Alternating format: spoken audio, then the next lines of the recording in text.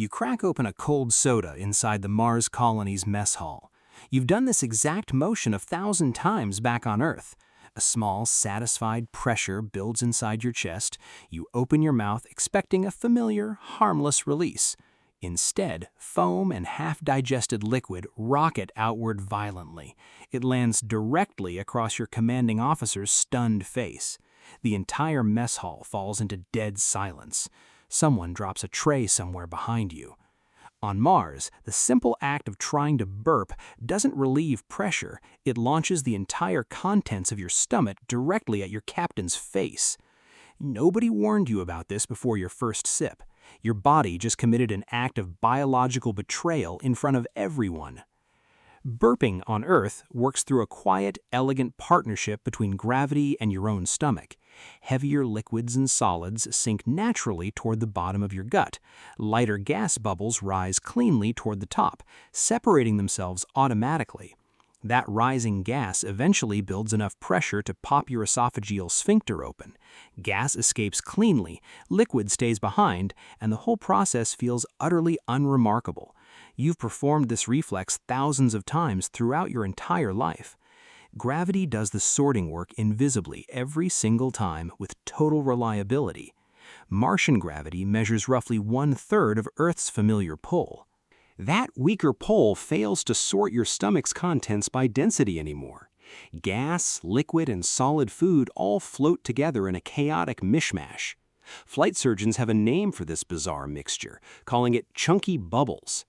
Every ounce of that mixture behaves exactly as strange as the name suggests. Your stomach treats gas and liquid as one confusing, unified blob now. Any attempt to burp drags the entire slurry upward instead of clean gas alone. Astronauts aboard the International Space Station discovered this exact same problem decades before Mars colonies existed. Long-duration missions taught them the hard way, meal after uncomfortable meal. They nicknamed the resulting eruption a wet burp, though most preferred a blunter term. Vomit became the honest, unglamorous name for this half-burp, half-vomit disaster. Every rookie learns this vocabulary during their first week aboard station or colony. Usually the lesson arrives mid-meal, usually in front of several amused witnesses. Veteran crew members tend to laugh first and explain the science afterward. That laughter carries a hint of shared trauma, since everyone eventually experiences their own vomit moment. Every human being trusts their burp reflex completely for their entire life on Earth. Swallowing air, drinking something carbonated, eating too quickly, all reliably end in one harmless little burp. That trust formed over decades of consistent, predictable bodily feedback under Earth's steady gravity. Every childhood memory of soda and burping reinforces that same dependable pattern. Mars offers a sudden betrayal of that pattern, arriving the very first time you crack open a soda.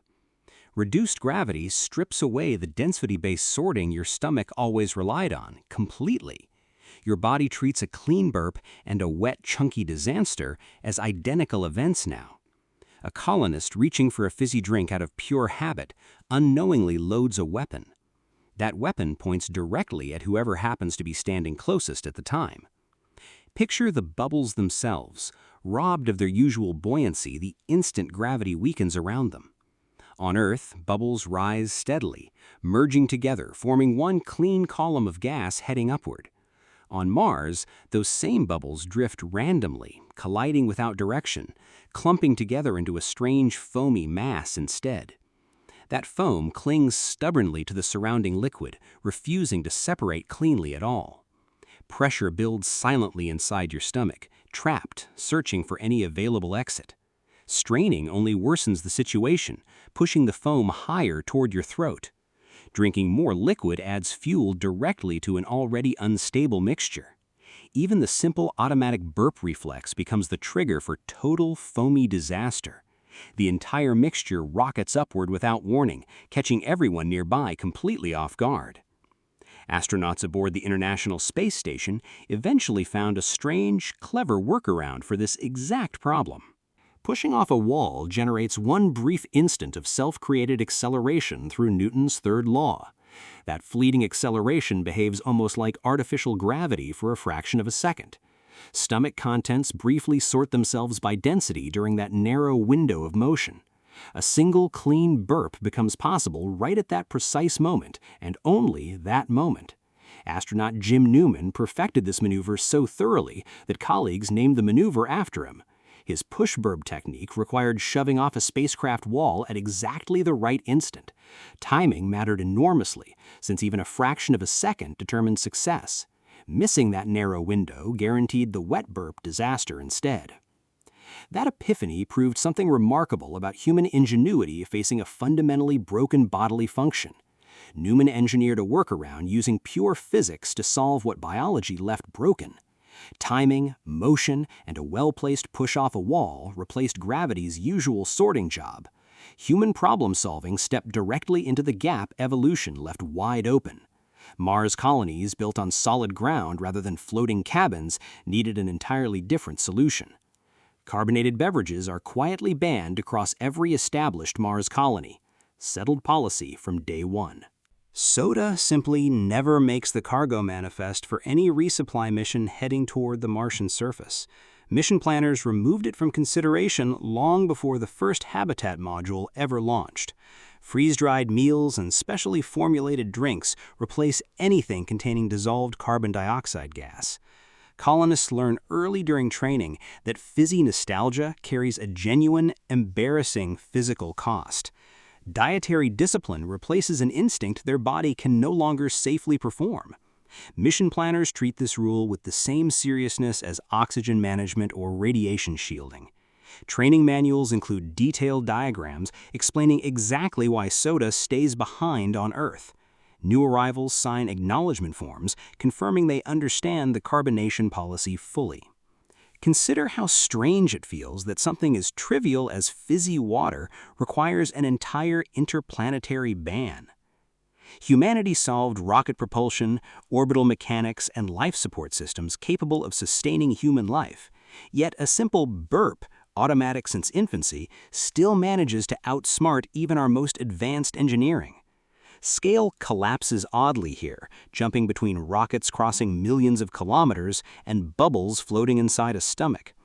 Precision engineering handles fuel combustion perfectly, yet a soda can still defeats basic digestion. Meanwhile, back on Earth, everyone cracks open a can during a quiet afternoon without a second thought. That same casual gesture becomes a genuine hazard the moment gravity drops by 2/3. Muscles, reflexes, and organs calibrated perfectly for Earth suddenly operate on faulty assumptions.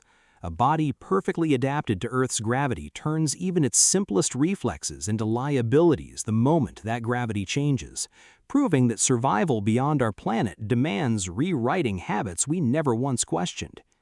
Every future colonist heading to Mars must learn that the smallest, most automatic parts of being human, a burp, a sip of soda, can become the strangest new rules of an alien world. Training programs for future Mars missions now include entire modules covering digestion under reduced gravity conditions. Nutritionists design meals specifically avoiding ingredients likely to produce excess gas inside a colonist's stomach. Medical teams monitor early colonists closely, tracking digestive complaints as a genuine serious health metric. Every new colony builds directly on lessons the International Space Station already paid for through decades of awkward incidents. Engineers studying artificial gravity habitats hope eventually to restore Earth-like digestive function entirely. Rotating structures generating centrifugal force could someday bring soda back to the Martian dinner table. Until that technology matures, colonists continue trading fizzy nostalgia for basic dignity at every meal. Future missions toward Jupiter's moons or beyond will likely uncover their own strange digestive surprises. Each new gravity environment promises fresh, unexpected rules governing something as basic as a simple burp. Titan's thick atmosphere and low gravity combination might produce entirely new physiological puzzles for future explorers. Every solved mystery about Martian digestion reveals another layer of biology still shaped entirely by Earth's assumptions. Somewhere beyond Mars, another bizarre bodily betrayal waits quietly for the next generation of unsuspecting explorers, ready to teach humanity yet another lesson about the habits we never once thought to question.